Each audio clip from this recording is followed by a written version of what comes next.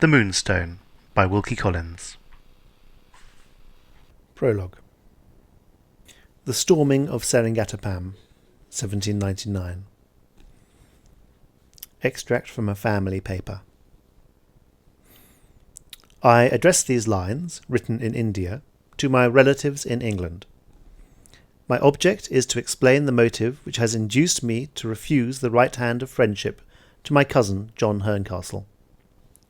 The reserve which I have hitherto maintained in this matter has been misinterpreted by members of my family, whose good opinion I cannot consent to forfeit. I request them to suspend their decision until they have read my narrative, and I declare, upon my word of honour, that what I am now about to write is, strictly and literally, the truth.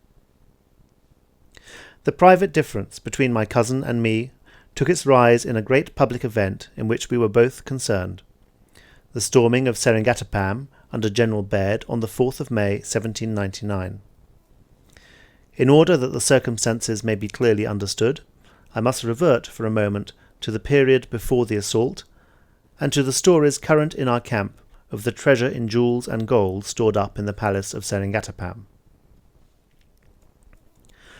One of the wildest of these stories related to a yellow diamond, a famous gem in the native annals of India. The earliest known traditions describe the stone as having been set in the forehead of the four-handed Indian god, who typifies the moon. Partly from its peculiar colour, partly from a superstition which represented it as feeling the influence of the deity whom it adorned, and growing and lessening in lustre with the waxing and waning of the moon, it first gained the name by which it continues to be known in India to this day, the name of the Moonstone. A similar superstition was once prevalent, as I have heard, in ancient Greece and Rome, not applying, however, as in India to a diamond devoted to the service of a god, but to a semi-transparent stone of the inferior order of gems, supposed to be affected by the lunar influences, the moon, in this latter case also, giving the name by which the stone is still known to collectors of our own time. The adventures of the yellow diamond began with the 11th century of the Christian era. At that date, the Mohammedan conqueror, Mahmud of Ghizni, crossed India, seized on the holy city of Somnauth, and stripped of its treasures the famous temple, which had stood for centuries, the shrine of Hindu pilgrimage and the wonder of the Eastern world. Of all the deities worshipped in the temple, the moon god alone escaped the rapacity of the conquering Mohammedans. Preserved by 3 Brahmins, the inviolate deity, bearing the yellow diamond in its forehead, was removed by night, and was transported to the second of the sacred cities of India, the city of Benares. Here, in a new shrine, in a hall inlaid with precious stones, under a roof supported by pillars of gold, the moon god was set up and worshipped. Here, on the night when the shrine was completed, Vishnu the Preserver appeared to the 3 Brahmins in a dream. The deity breathed the breath of his divinity on the diamond in the forehead of the god, and the Brahmins knelt and hid their faces in their robes. The deity commanded that the moonstone should be watched from that time forth by 3 priests in turn, night and day, to the end of the generations of men. And the Brahmins heard and bowed before his will. The deity predicted certain disaster to the presumptuous mortal who laid hands on the sacred gem, and to all of his house and name who received it after him. And the Brahmins caused the prophecy to be written over the gates of the shrine in letters of gold.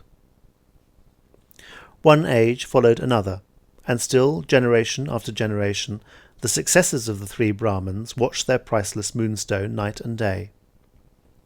One age followed another, until the first years of the 18th century saw the reign of Aurangzeb, Emperor of the Moguls. At his command, havoc and rapine were let loose once more among the temples of the worship of Brahma.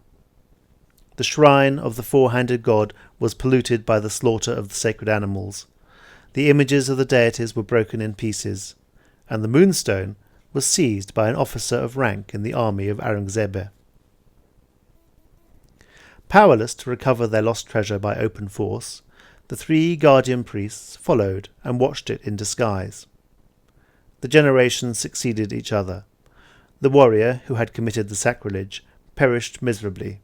The Moonstone passed, carrying its curse with it, from one lawless Mohammedan hand to another, and still, through all chances and changes, the successors of the 3 guardian priests kept their watch, waiting the day when the will of Vishnu the Preserver should restore to them their sacred gem. Time rolled on from the first to the last years of the 18th Christian century.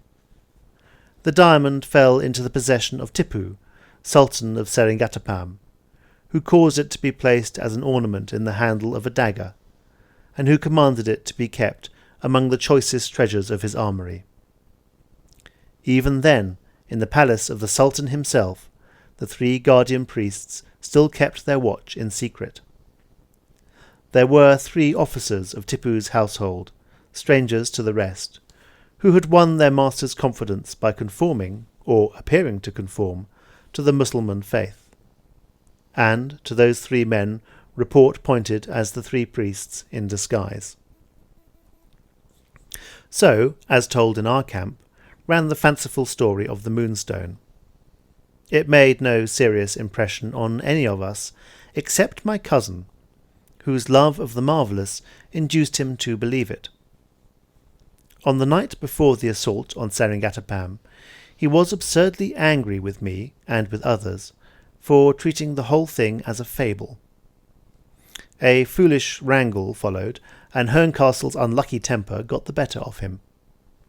He declared, in his boastful way, that we should see the diamond on his finger if the English army took Seringatapam. The sally was saluted by a roar of laughter, and there, as we all thought that night, the thing ended. Let me now take you on to the day of the assault. My cousin and I were separated at the outset. I never saw him when we forded the river, when we planted the English flag in the first breach, when we crossed the ditch beyond, and, fighting every inch of our way, entered the town. It was only at dusk, when the place was ours, and after General Baird himself had found the dead body of Tipu under a heap of the slain, that Herncastle and I met. We were each attached to a party sent out by the General's orders to prevent the plunder and confusion which followed our conquest. The camp followers committed deplorable excesses, and, worse still, the soldiers found their way, by a guarded door, into the treasury of the palace, and loaded themselves with gold and jewels. It was in the court outside the treasury that my cousin and I met to enforce the laws of discipline on our own soldiers. Herncastle's fiery temper had been, as I could plainly see, exasperated to a kind of frenzy by the terrible slaughter through which we had passed. He was very unfit, in my opinion, to perform the duty that had been entrusted to him. There was riot and confusion enough in the treasury, but no violence that I saw. The men, if I may use such an expression, disgraced themselves good-humouredly. All sorts of rough jests and catchwords were bandied about among them, and the story of the diamond turned up again unexpectedly in the form of a mischievous joke. "Who's got the Moonstone?" was the rallying cry which perpetually caused the plundering, as soon as it was stopped in one place, to break out in another. While I was still vainly trying to establish order, I heard a frightful yelling on the other side of the courtyard, and at once ran towards the cries, in dread of finding some new outbreak of the pillage in that direction. I got to an open door, and saw the bodies of 2 Indians, by their dress I guessed officers of the palace, lying across the entrance dead. A cry inside hurried me into a room which appeared to serve as an armoury. A 3rd Indian, mortally wounded, was sinking at the feet of a man whose back was towards me. The man turned at the instant when I came in, and I saw John Herncastle, with a torch in one hand and a dagger dripping with blood in the other. A stone, set like a pommel in the end of the dagger's handle, flashed in the torchlight as he turned on me, like a gleam of fire. The dying Indian sank to his knees, pointed to the dagger in Herncastle's hand, and said in his native language, "The Moonstone will have its vengeance yet on you and yours." He spoke those words, and fell dead on the floor. Before I could stir in the matter, the men who had followed me across the courtyard crowded in. My cousin rushed to meet them like a madman. "Clear the room," he shouted to me, "and set a guard on the door." The men fell back as he threw himself on them with his torch and his dagger. I put 2 sentinels of my own company on whom I could rely to keep the door. Through the remainder of the night I saw no more of my cousin. Early in the morning, the plunder still going on, General Baird announced publicly by beat of drum that any thief detected in the fact, be he whom he might, should be hung. The Provost Marshal was in attendance to prove that the General was in earnest, and in the throng that followed the proclamation, Herncastle and I met again. He held out his hand to me as usual and said, "Good morning." I waited before I gave him my hand in return. "Tell me first," I said, "how the Indian in the armoury met his death, and what those last words meant when he pointed to the dagger in your hand." "The Indian met his death, as I suppose, by a mortal wound," said Herncastle. "What his last words mean I know no more than you do." I looked at him narrowly. His frenzy of the previous day had all calmed down. I determined to give him another chance. "Is that all you have to tell me?" I asked. He answered, "That is all." I turned my back on him, and we have not spoken since. I beg it to be understood that what I write here about my cousin, unless some necessity should arise for making it public, is for the information of the family only. Herncastle has said nothing that can justify me in speaking to our commanding officer. He has been taunted more than once about the diamond by those who recollect his angry outbreak before the assault. But, as may easily be imagined, his own remembrance of the circumstances under which I surprised him in the armoury has been enough to keep him silent. It is reported that he means to exchange into another regiment, avowedly for the purpose of separating himself from me. Whether this be true or not, I cannot prevail upon myself to become his accuser, and I think with good reason. If I made the matter public, I have no evidence but moral evidence to bring forward.